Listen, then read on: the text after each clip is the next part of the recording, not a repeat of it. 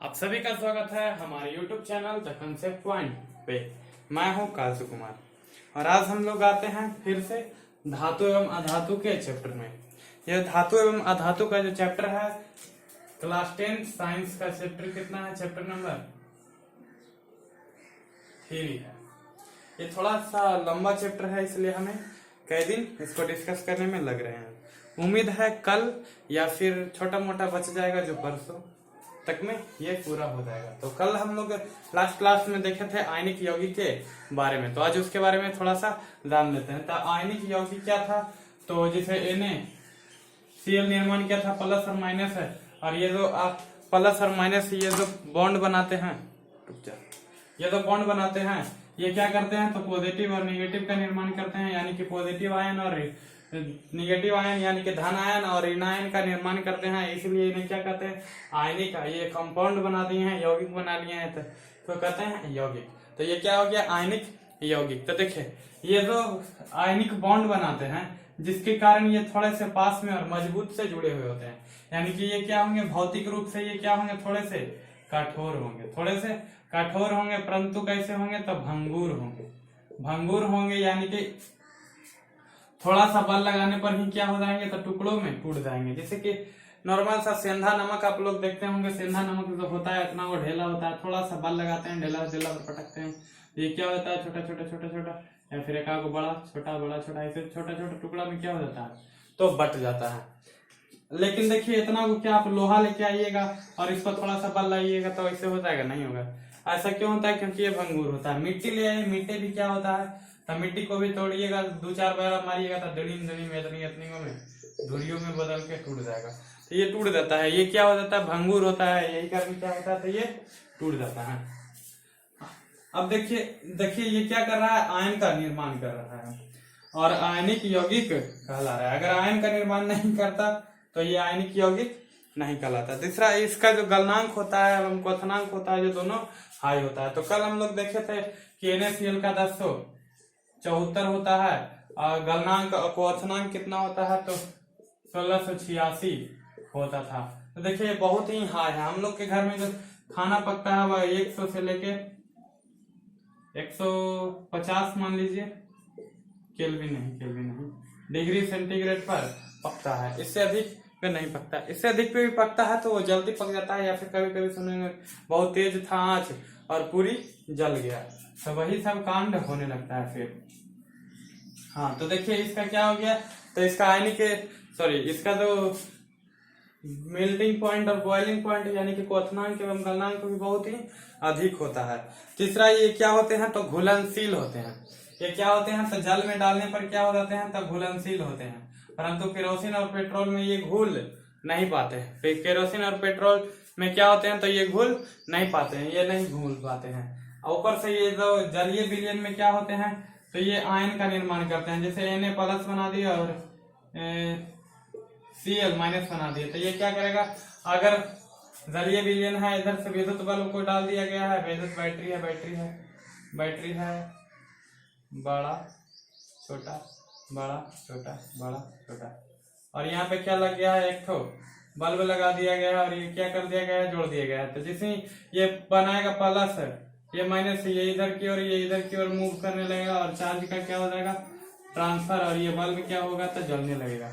यानी कि गलित अवस्था में क्या करता है? तो यह विद्युत जल बल्ब को विद्युत चालकता होता है, यानी कि शुद्ध जल में विद्युत का प्रवाह नहीं होता है, परंतु इसमें जैसे इसको घोल देते हैं तो क्या हो जाता है? तो वह विद्युत का प्रवाह करने लगती है।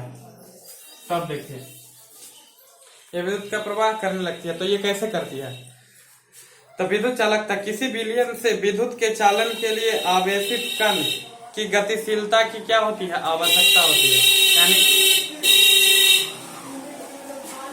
कोई भी ये जो विलयन है इसमें क्या होता है? तो अगर करंट यहाँ से यहाँ तक फ्लो करना है तो इलेक्ट्रॉन को क्या होगा? यहाँ से वहां या फिर वहां से यहाँ आना होगा। बिना हिले गिले कोई उपाय नहीं है। तो जब ये एक जल होता है तो इसमें आयन का निर्माण नहीं होता है, परंतु इसमें नमक डाल देने पर, अम्ल डाल देने पर और क्षार डाल देने पर क्या होता है? अम्ल डालने पर H+, क्षार डालने पर OH- और इस सब को डालने पर प्लस और माइनस आयन का निर्माण हो जाता है। और ये क्या करते हैं, तो ये विद्युत का क्या करने लगते हैं, तो प्रवाह करने लगते हैं। आयनिक यौगिक के जलीय विलयन में आयन उपस्थित होते हैं। जब विलयन में विद्युत धारा प्रवाहित की जाती है तो यह आयन विद्युत इलेक्ट्रोड की ओर गमन करने लगते हैं। ठोस अवस्था में आयनिक यौगिक विद्युत का चालन नहीं करते हैं, क्योंकि ठोस अवस्था में दृढ़ संरचना के कारण आयन का संचारण नहीं होता है। यानी कि आयन जो भी ये ठोस अवस्था में होते हैं, ये जो समझिए नमक है ये ठोस है, ये ठोस अवस्था में है, तो इधर से इधर विद्युत का प्रवाह नहीं होने देता है, क्योंकि यहाँ पे ये क्या नहीं, पॉजिटिव और नेगेटिव दोनों में से किसी भी आयन का फॉर्मेशन नहीं कर पाता है। नहीं कर पाता है तो क्या हो गया, वो तो बॉन्ड बना लिया है ना, तो फॉर्मेशन नहीं हो पाता है और विद्युत का प्रवाह नहीं होने लगता है। परंतु जैसे ही लिक्विड अवस्था में जाता है तो क्या होता है, लेकिन जैसे ही गलित अवस्था में आते हैं तो वो चालन करने लगते हैं। गलित अवस्था में विपरीत आवेश वाले आयन मध्य स्थिर वैद्युत आकर्षण बल ऊष्मा के कारण क्या हो जाता है, कमजोर हो जाता है और टूट जाता है और स्वतंत्र हो जाता है। स्वतंत्र होने के बाद वह क्या हो जाता है, तो मुक्त हो जाता है। और मुक्त हो गया तो इन्हें जाए चाहे उन्हें जाए, कानून जा सकता है। ला घूम रहा है अपना, विद्युत जलने से जाए लगे रास्ता मिल गया, उन्हें माहे निकल गया। तो ये क्या हो गया, तो आयनिक ठोस के आयनिक यौगिक के गुण थे ये सब। तो अब आगे देखते हैं सक्रियता श्रेणी के बारे में, तो कि कल हम लोग पढ़े थे। तब वो सिर्फ जान गए कि ये सब तत्व होता है, तो वो कैसे होता है, उसकी भूमिका क्या होती है ना, वो क्यों ऐसे होते हैं, ये सब जानते हैं। तो देखिए, उनको से जानने से पहले हम ये जानते हैं कि हमें जो सोना चांदी लोहा ये सब जो हमें प्राप्त हुआ है वो किससे प्राप्त होते हैं। तो ये हमारी क्या है, ये हमारी पृथ्वी है। ये हमारी क्या है, पृथ्वी है। पृथ्वी के 3 भाग होते हैं, है ना। ये नीफे कहलाता है, यानी कि क्रोड कहलाता है। और बीच वाला भाग क्या कहलाता है, तो मेंटल कहलाता है। और सबसे ऊपरी वाला भाग क्या कहलाता है, तो क्रस्ट कहलाता है। और क्रस्टों में जो बीच इतना सा ऊपरी वाला जो भाग होता है ये भूगर्भ यानी कि रत्न गर्भा कहलाता है। इसी में से भी हम सबको क्या करते हैं, निकालते हैं। कोयला हो, मरकरी हो, सोना हो, चांदी हो, लोहा, एल्युमिनियम हो, टीन हो, कुछ भी हो, हम कहाँ से निकालते हैं, तो इसी वाले भाग से निकालते हैं। देखते होंगे कोयला क्या होता है, तो ये जो जमीन है इसको गड्ढा कर दिया जाता है माइनिंग के लिए, और अंदर अंदर सुरंग बना के जहां पे कोयला होता है, लोहा होता है, कुछ भी होता है, वैसे ही करके निकाल लिया जाता है। तो पृथ्वी कितने भाग में बटा है, 3 भाग में। ये जो होता है, जैसे नारियल देखे होंगे आप लोग, ये नारियल है। नारियल का सबसे ऊपर वाला क्या होता है, एकदम से कठोर होता है। और ये जो अंदर जो खाने वाला भाग है, ये जो अंदर जो खाने वाला भाग है, ये क्या होता है, थोड़ा सा कठोर होता है। और ये जो अंदर सबसे अंदर वाला भाग है, ये लिक्विड के रूप में रहता है। वैसे ही ये क्या होता है, एकदम गलित अवस्था में रहता है, तो क्या कहलाता है, नीफे कहलाता है, यानी कि क्रोड भी कहलाता है। नीफे यानी कि क्या हो गया, Fe से लोहा, और Na से क्या हो जाएगा, Na से हो जाएगा नाइक्रोम, ना Na से नाइक्रोम होगा, हाँ Na से नाइक्रोम करें, इसको क्या कहते हैं, Na से 1 मिनट रुकिए, तो निकल क्या होगा, Na से निकल होगा, और Fe से क्या होगा, लोहा। यानी कि इसमें किसकी उपस्थिति होता है, इसमें निकल और लोहा की। और देखिए इसको कहा जाता है सीमा, क्या कहा जाता है, Si में। तो इसमें क्या पाया जाएगा, सिलिकन, क्या पाया जाएगा, सिलिकन। और ये क्या हो जाएगा, Ma से मैग्नीशियम। और देखिए सबसे ऊपरे वाला क्या कहते हैं, सियाल। तो इसमें क्या होता है, SiAl। तो Al से क्या हो गया, एल्युमिनियम, Si से क्या हो गया, सिलिका और एल्युमिनियम, सिलिका और मैग्नीशियम। और इसमें लोहा और फिर भूल गए, लोहा और ये निकेल होते हैं। और ये जो सबसे ऊपरी वाला ये वाला जो परत होता है, इसमें सभी तत्व क्या होते हैं, तो प्रचुर मात्रा में भरे हुए होते हैं। कहीं पे नहीं भी होते हैं, जैसे हमारे घर के खेत के नीचे नहीं है, तो यहाँ पे खेती होता है आराम से। अगर यहीं पे क्या रहता, नीचे कोयला रहता, तो क्या खेती हम कर पाते, आराम से नहीं। क्योंकि वो क्या करते, तो कोयला खंद के लेके चल जाते, हो सके आग लग गया कोयला में, तो यहाँ क्या होता, तो पूरा फसल भी बर्बाद हो जाता। लेकिन खेती हम तो करवे करते, कहाँ जाते। हाँ, तो ये हो गई पृथ्वी की संरचना। तो देखिए ये तो पृथ्वी की संरचना था, इसमें तो भूगर्भ है। तो भूगर्भ में जो उपस्थित होते हैं उन्हें क्या कहते हैं, तो खनिज होते हैं। यानी कि पृथ्वी से प्राप्त हमें जितने भी पदार्थ होते हैं, पृथ्वी से प्राप्त हमें जितने भी पदार्थ होते हैं, ये क्या कहलाते हैं, तो खनिज कहलाते हैं। क्या कहलाते हैं? खनिज कहलाते हैं। पृथ्वी से हमें जितने भी चीज मिलते हैं वो क्या कहलाते हैं? तो खनिज कहलाते हैं। भूपर्वटी में पाए जाने वाले पदार्थ क्या कहलाते हैं? खनिज कहलाते हैं। और ये जो खनिज होता है, खनिज में कोई भी तत्व की अगर प्रचुरता होती है, क्या होती है? जैसे ये खनिज है, इसमें क्या है? तो नीफे है। मान लीजिए नीफे है तो नाइक्रोम निकेल 30% है और 70% लोहा है, तो इसमें क्या हो जाएगा? तो 70% लोहा है, तो ये क्या कहलाएगा? लोहा का अयस्क कहलाएगा। क्या कहलाएगा? लोहा का अयस्क कहलाएगा। यानी कि क्या होता है? तो ऐसा खनिज जिसमें किसी एक तत्व की प्रचुरता अधिक होती है क्या कहलाता है? अयस्क कहलाता है। और इसी से हम लोग क्या करते हैं? तो लोहे का निर्माण करते हैं, यानी कि लोहे को प्राप्त कर लेते हैं। अरे बार छोटकी लिख देते हैं, लोहे को प्राप्त कर लेते हैं। तो ऐसा खनिज जो क्या हो?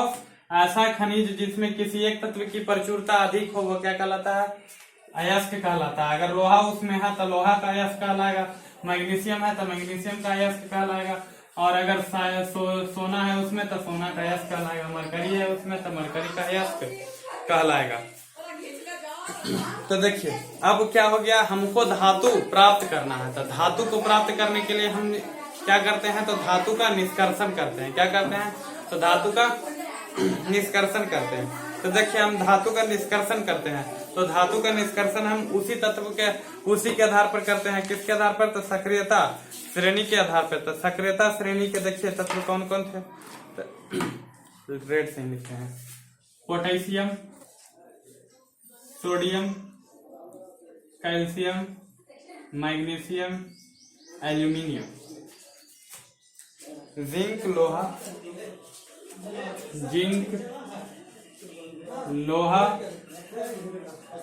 सीसा, पीवी से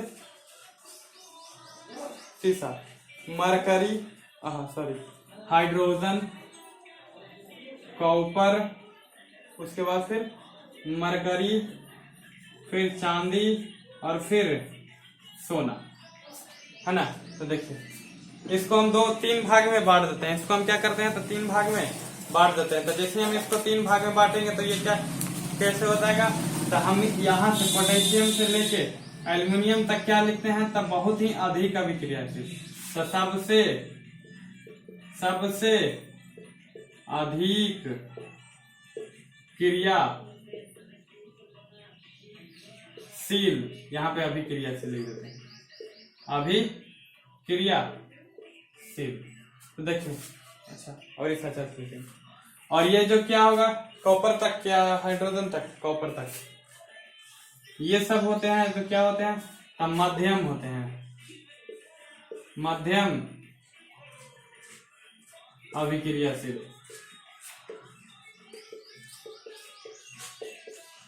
और ये सब क्या होते हैं? तो बहुत ही अल्प, यानी कि सबसे कम,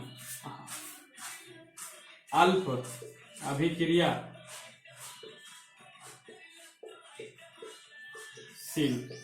यानी कि ये जो तत्व हैं बहुत ही कम अभिक्रियाशील तत्व हैं, ये जो हैं जो मीडियम अभिक्रियाशील तत्व हैं, और ये जो है बहुत ही अधिक अभिक्रियाशील तत्व हैं। तो हम तीनों के बारे में जानेंगे कि तीनों को हमें प्राप्त करने के लिए, माने तीनों तत्व को निष्कर्षण करने के लिए, तीनों प्रकार के तत्व को निष्कर्षण करने के लिए हमें किस किस विधि का प्रयोग करते हैं। तो देखिए हम जानते हैं कि धातुओं की सक्रियता श्रेणी होती है। सक्रियता श्रेणी इसलिए हम आसानी से समझ सकते हैं कि अयस्क से धातु का निष्कर्षण हम लोग कैसे करते हैं। तो देखिए कुछ धातुएं भूपर्वटी में स्वतंत्र अवस्था में पाई जाती है।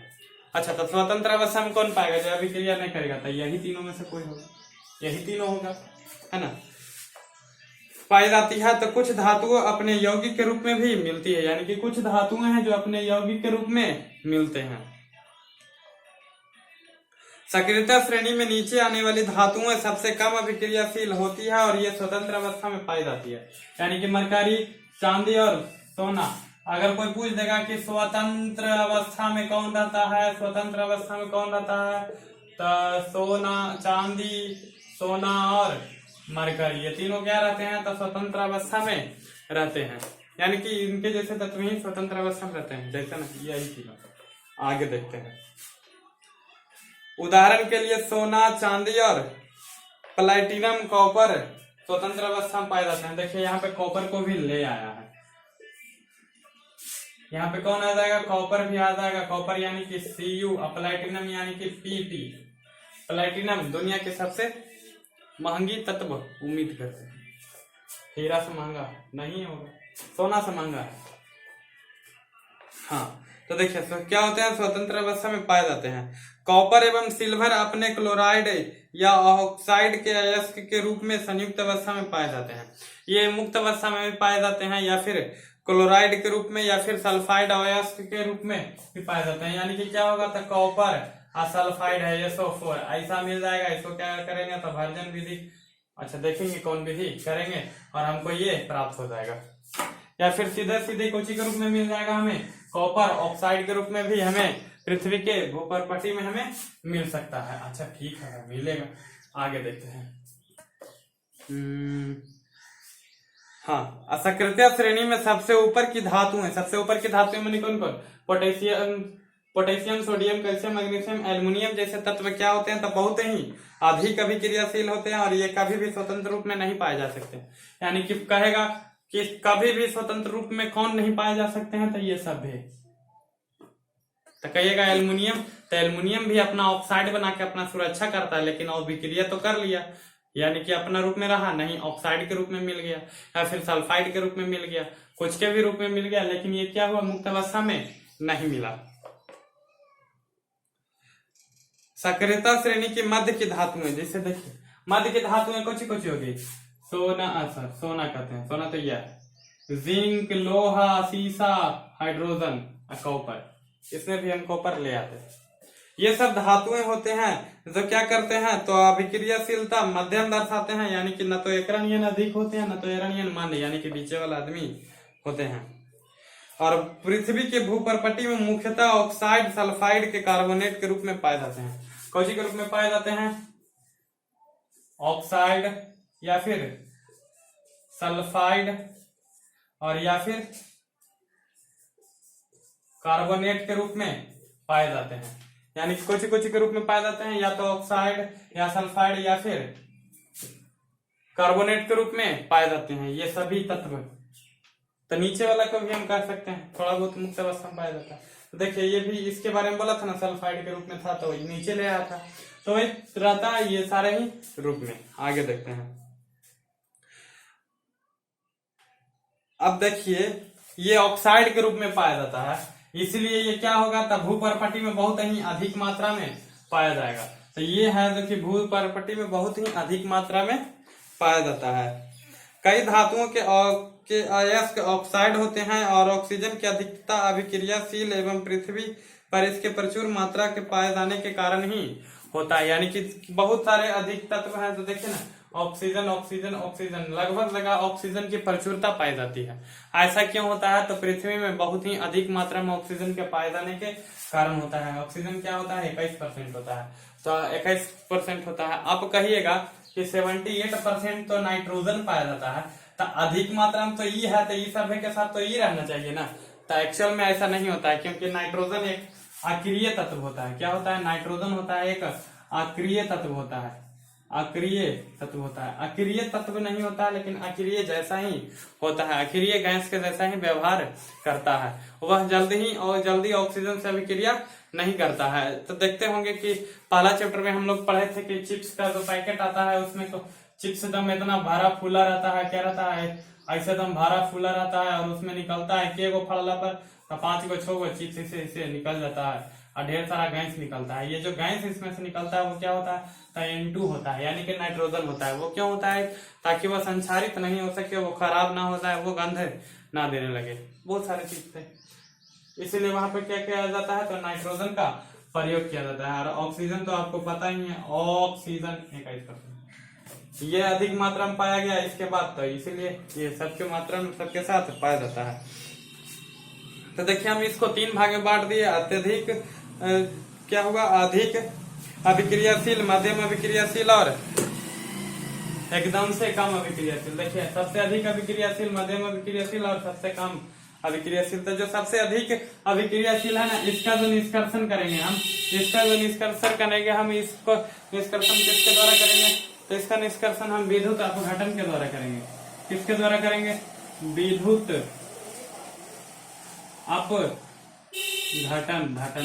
अपघटन के द्वारा करेंगे। यानी कि विद्युत अपघटन के द्वारा हम इन सभी को क्या कर सकते हैं? तो प्राप्त कर सकते हैं। अन्यथा ऐसे ही हम उन्हें शुद्ध रूप में नहीं प्राप्त कर सकते हैं। और ये जो होते हैं बीच वाले, ये जो मध्यम वाले होते हैं, इनको हम लोग क्या करेंगे? तो कार्बन के उपयोग से अपचयन कर देंगे। इसको हम क्या करेंगे? कार्बन लाएंगे और गर्म कर देंगे तो ये क्या हो जाएंगे? और इनको क्या कर देंगे? अपचयन कर देंगे। अपचयन कर रहे हैं। देखिए उपचयन नहीं कर रहे। उपचयन करने का मतलब क्या होता है? ऑक्सीजन को जोड़ना। लेकिन अपचयन यानी कि ऑक्सीजन को क्या कर रहे हैं? हटा रहे हैं। तभी पढ़े कि ये सब क्या होता है? ऑक्सीजन के साथ रहता है। जैसे ही ऑक्सीजन हटेगा तो मुक्त अवस्था में पाया जाएगा। तो कार्बन लाएंगे, कार्बन ऑक्सीजन के साथ बॉन्ड बनाएगा और कार्बन ऑक्सीजन कुछ बन जाएगा और ये CO2 बन जाएगा और क्या हो जाएगा? CO3 बन जाए, कुछ ही बन जाए, लेकिन तत्व हमें आराम से प्राप्त हो जाएगा। तो आगे देखते हैं। और ये जो सबसे नीचे वाला हो गया, ये सब क्या होते हैं? तो मुक्त अवस्था में भी पाए जाते हैं। कैसे पाए जाते हैं? तो मुक्त अवस्था में भी पाए जाते हैं। मुक्त अवस्था में भी पाए जाते हैं। यानी कि ये सब क्या होते हैं? तो मुक्त अवस्था में पाए जाने वाले तत्व हैं। तो देखिए हम लोग क्या करते हैं? तो निष्कर्षण करने के लिए हम करते हैं अयस्क से शुद्ध धातु का निष्कर्षण हम लोग कई चरणों में करते हैं। तो किस प्रकार करते हैं? तो देखते हैं। तो हम देखते हैं। जी हाँ, तो हम लोग देखते हैं धातु का निष्कर्षण हम लोग कैसे करते हैं। तो देखिए हम लोग एक तो चार्ट बनाए हैं। अयस्क ले लिए हैं। अब अयस्क पता है, खनिज पता है, अयस्क उठा लिए हैं। तो देखिए अगर वह किसका अयस्क होगा? तो वह बहुत ही अधिक अभिक्रियाशील तत्व होगा। यानी कि अच्छा वो तो मिटा दिए। यानी कि sodium, potassium, calcium, aluminium, magnesium का तत्व होगा। तो वो क्या होगा? तो वो गलित अवस्था में पहले उसको गर्म करके क्या करेंगे? गलित अवस्था में लाएंगे। और जब वो पिघल जाएगा तब हम क्या करेंगे? तो वैद्युत अपघटन कर देंगे। तो जैसे ही वैद्युत अपघटन कर देंगे तो हमें क्या होगा? तो शुद्ध धातु प्राप्त हो जाएगा। तो देखिए जो सबसे अधिक अभिक्रियाशील तत्व होगा उसको क्या करेंगे? तो सबसे पहले गला देंगे गर्म करके और उसमें विद्युत अपघटन कर देंगे तो हमें क्या हो जाएगा? शुद्ध धातु प्राप्त हो जाएगा। तो ये तो हो गया बहुत ही अधिक अभिक्रियाशील तत्व है।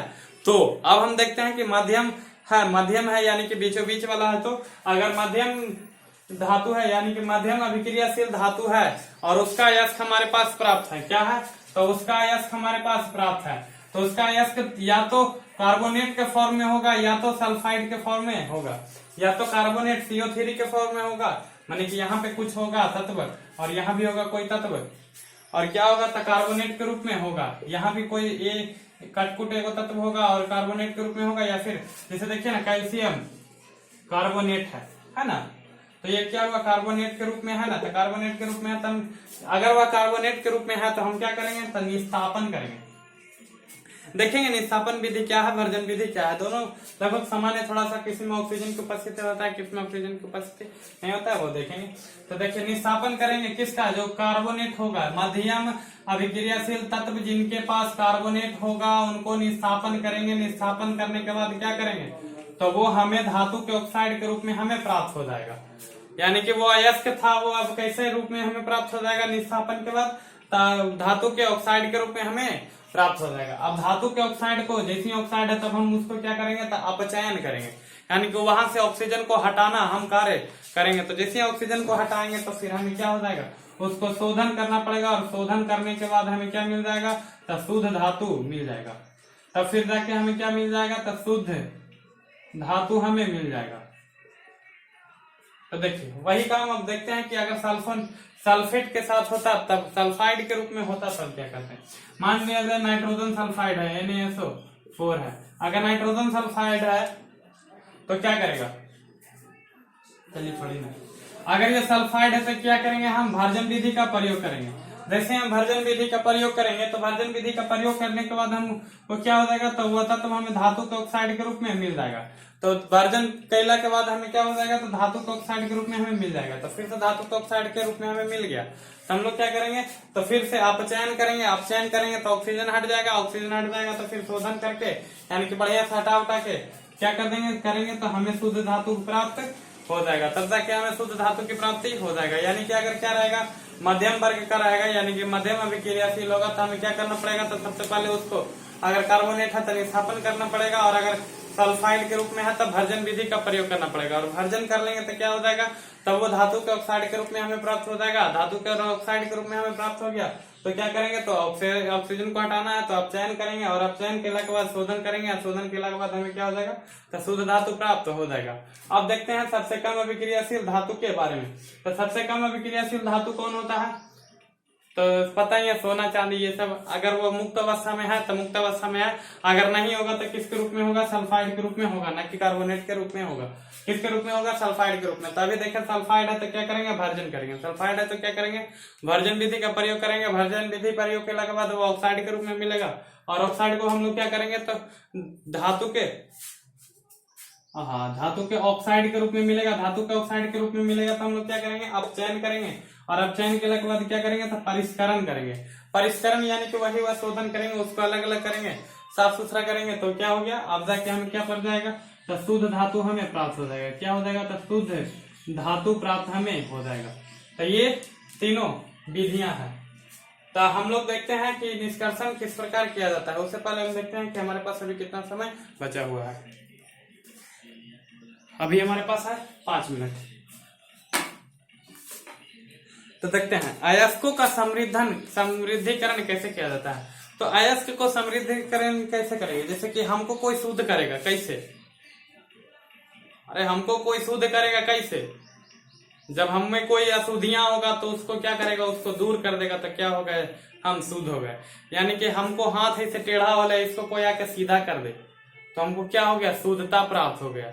ऐसे अशुद्धता था कि अशुद्धता था हमें कि ये है, तो शुद्धता और अशुद्धता यही हुआ। यानी कि क्या होगा, अगर कोई तत्व है उसमें कुछ अशुद्धि प्राप्त है, उसमें कुछ अशुद्धि मिला हुआ है, माने कि हम धान जैसे देखते होंगे कि हम लोगों के खेत में होता है, हम लोग रोपते हैं क्या, धान रोप दिए हैं, धान उग जाता है खरपतवार, तो ये सब क्या है, अशुद्धियां हैं। तो हम लोग क्या करते हैं, तो इसको हटाते हैं। तो इसको हटाने की ढेर सारी विधियां होती हैं, निराई होता है, खरपतवार जलाने वाला दवा का छिड़काव किया जाता है, या फिर क्या किया जाता है, तो कीटाणुनाशक का भी प्रयोग किया जाता है, या तो पहले ही पलटी कर दिया जाता है रोपने से पहले। अच्छा, इससे रिलेटेड संडे को एक वीडियो लाएंगे, खेती किस प्रकार किया जाए ताकि हमें क्या हो, मुनाफा हो। तो देखिए इसको मिटाते हैं पहले, यानी कि इसमें कुछ अशुद्धियां होगा तभी ना हम उसको शुद्ध करेंगे। जी हाँ, तभी तो पढ़े थे कि ऑक्साइड और सल्फाइड और फलना चिलना के रूप में होता है वो, तो हमको तो वो नहीं चाहिए, हमको तो कोई भी तत्व चाहिए। तो देखिए पृथ्वी से खनित, यानी कि पृथ्वी के अंदर से जो हम खंड कहलाते हैं, निकाल कहलाते हैं,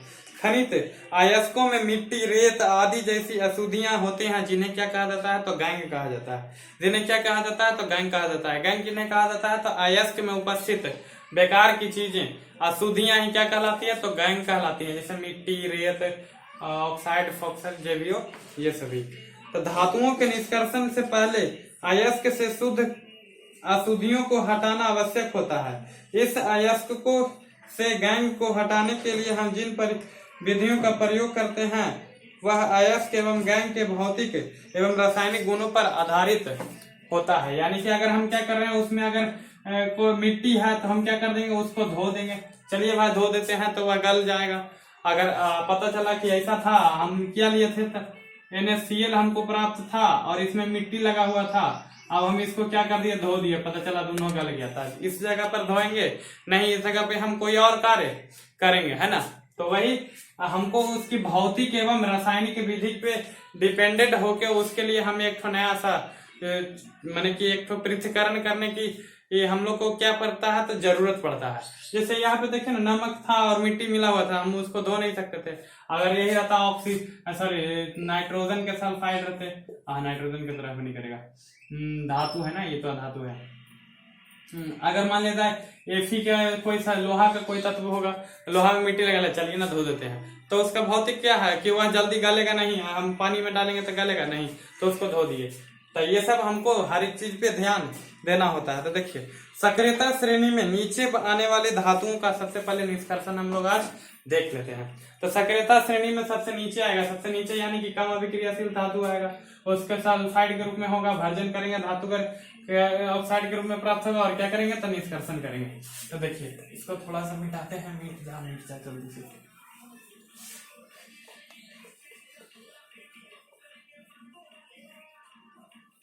हाँ तो देखिए यहीं पे देख लेते हैं।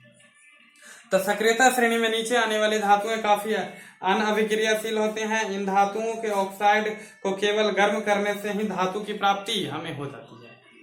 लीजिए, यानी कि जो इसमें जो तत्व आते हैं उनको अगर हम सिर्फ गर्म भी कर देते हैं तो क्या हो जाता है, तो ऑक्सीजन उड़ जाता है और हमें क्या प्राप्त हो जाता है, तो शुद्ध धातु हमें प्राप्त हो जाते हैं।